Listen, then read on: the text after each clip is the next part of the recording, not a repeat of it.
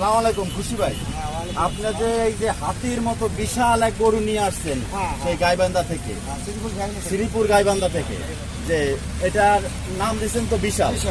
জি, এখন এটার দাম দিচ্ছেন কত? এখন তো কিছু 20 লক্ষ চাইছি আমরা। 20 লক্ষ চাচ্ছেন।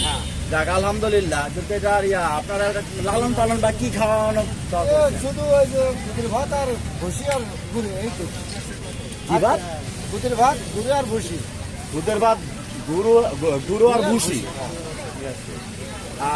এটা আনুমানিক কতটুকু মাংস হবে? এটা মাংস আছে 1500 কেজি। 1500 কেজি, মানে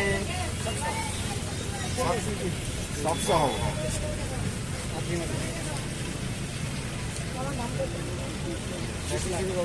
34 মনের মতো হবে।